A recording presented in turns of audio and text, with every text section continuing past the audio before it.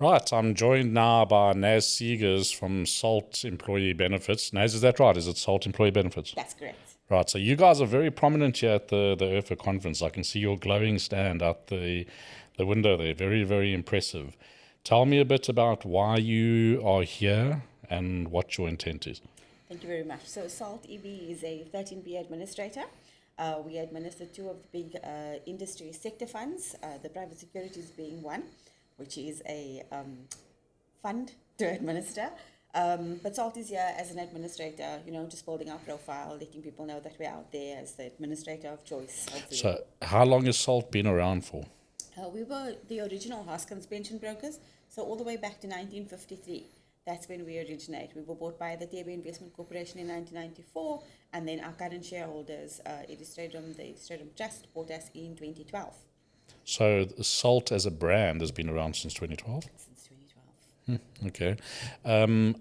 The IRFA conference, what is it that attracts you and causes you to want to come here? Is it the profiling to trustees, or are you a speaker as well? We're a speaker as well, but definitely brand, marketing, getting the SALT brand out there, and we also shared some of our delightful insights with the trustees. So who is speaking, or have you already spoken? We've already spoken. So yes. who spoke, and what was the topic or the main conversation about? Thanks. So I spoke as the Chief Experience Officer for SALT Employee Benefits. I was joined by my colleague, Jaco Wasserfall from the Benefit Counsellor, and we spoke about operational resilience and data analytics and how trustees can utilize that to enhance member experiences, to inform their decision making. They're sitting on a wealth of information with the data they've got in the fund and how they can utilize that to improve the fund's offering. So interesting in that sense is that a pension fund would have their Section 13B administrator, they would have their employee benefit consultant as well. You're not the employee benefit consultant, you're the administrator, correct? That's correct. So how willing is the employee benefit consultant to also engage with that kind of information in advising the customer? Because often the administrator tends to be a little bit more behind the scenes. We let you out of the cupboard when it is needed. Correct. So we found that we've built very good relationships with the EB consultants on our funds, and so they're very happy to engage and listen to insights from the administrator. One of the speakers in the session was saying that it used to be that investments was complicated and administration was simple. That's changing now. Investments are starting to look much simpler than administration, and so you'll see us out of the cupboard a little bit more. We hope so.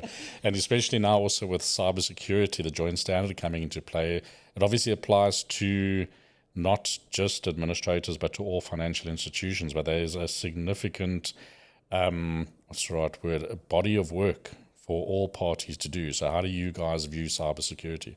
Absolutely. I'm going to tag my colleague in here. This is his field of expertise. So Jaco will take over from me. So now we're about to commit podcast harikiri by changing the passenger seat. So hold on 1 second.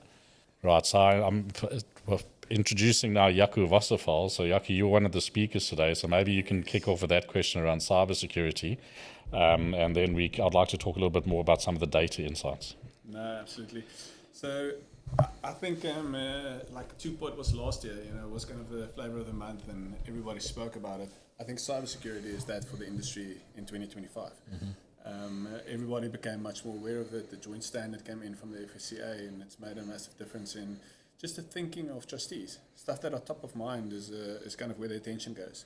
So definitely the attention has been on cybersecurity this year. Really kind of a process I think that many organizations have been involved in or aware of, but it's definitely boiled to the top of the agenda. So the challenge for you as financial services administrators is now to understand the cyber world and have all these expectations. So what have you guys done in order to equip yourselves to be able to comply? Now, at Benefit Counsellor, we have been building software for the industry and for quite a couple of clients, of which SALT is a big one for us, and we've been working closely together. And 2Pot has really cemented that a lot of those relationships and really assist us to improve on that. So cyber has been something that we as a technology company have been doing for years now. It doesn't mean it's not nothing in the joint standard is new for us, but more and more we see, and most of our clients have got tech teams and they've got IT teams, and They've been doing lots of work around fixing logs and fixing technology and all of that. So it's not that it's a new thing. I think it's just the attention that goes to it. And then a lot of it also is understanding the environment, documenting it properly, testing, doing pen testing on a regular basis. So I think it's a good thing. I don't think it's as big a disruption to most players. I think it's just formulating it to a large extent that's important. Yeah, well, to me, it's not just a good thing. At the end of the day, it's about protection, and you wouldn't live in a home without protection. So we need to protect our members' assets equally. Yeah, 100%. And I think this is, like if you want to use the analogy of a home, most homes, people have got some kind of a trellis door in place, and they've got an alarm system and a wall and a dog, and this is about like formalizing that relationship, making sure that all the testing is being done at the right time, making sure that you've scheduled the necessary meetings, updated the policies. Changes don't just happen because it's operationally important, but they also happen because it's important to document it correctly and adhere to the standard. So explain to me Benefit Counsellor relative to SALT Employee Benefits, and why were you speaking together today? Yeah, 100%. So Benefit Counsellor we started in the benefit counselling when benefit counselling became part of the zeitgeist in 2019. We built a software solution that assists pension funds or administrators with benefit counselling, and since then we've broadened quite significantly into member education, two-pot claims, counselling, and then also more and more education for clients. So it's a white labeled platform. We've serviced quite a few of the clients in the industry. SALT is a big client for us. We've worked together for quite a bit, and more we are just helping SALT in things like cybersecurity. Two-pot information has been big on that. Lots of one of the questions we got was, isn't the problem that the pension funds know so much more about their members than they used to before two-pot, of which it isn't a problem. It just needs to be handled correctly. So SALT invited us to join them on the panel, and we gladly accepted. So what were some of the insights in the discussion then, some of the data insights that you guys spoke about? Yeah, so being a technology type company, we've for a long time said, yes, data is critical.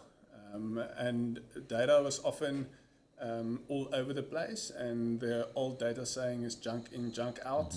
And, when everybody received paper schedules and paper claims, and a lot of junk ended up in systems, and a lot of time went into cleaning out junk.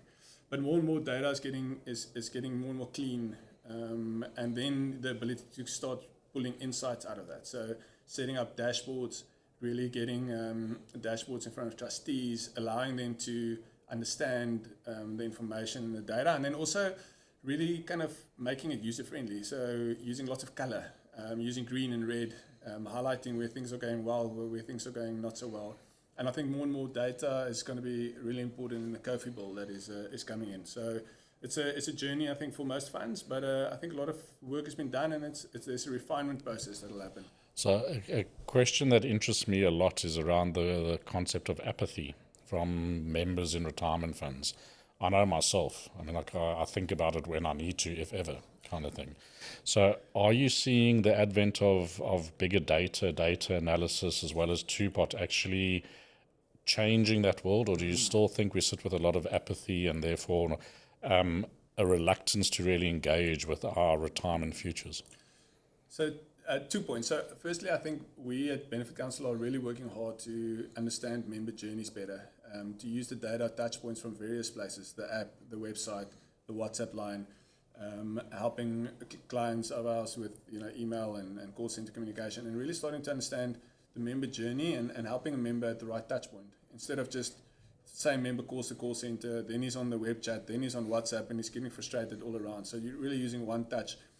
But for that to happen, we've spent the best part of this year, ever since two-pot, on just rebuilding data infrastructure to a large extent. So if we as an industry can do better, and I think it's a major challenge for the industry, because there's a lot of service providers. You've got an admin system, you've got someone that sends out SMSs, you've got someone else that does a newsletter, you've got potentially someone else that runs a WhatsApp line for you, or call center, or a lot of it is outsourced. So being able to pull all that data together, construct proper member journeys, getting real customer engagement and customer insights, that's gonna really help. And if we can get that right, we will then more and more be able to assist members when they do approach the fund, and then drive them forward in their journey. And that's what's been great about Two-Pot is members are engaging with their savings. It's not something that's there for one day. I can make a decision about my savings even now when I want to withdraw some of it or need some of it. And at that touch point, we can more and more help members make the right decision and potentially save more. So one of the key themes, or the theme of the conference, IRFA conference, is building resilience.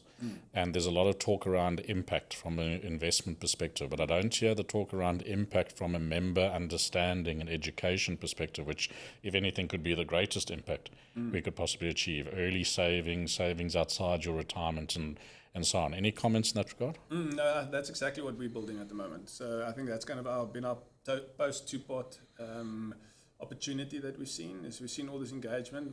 How do we now help members? So that's definitely where we're driving, and that's definitely where some of our clients, like Salt, is seeing a lot of opportunity. But as I said, it's a major project.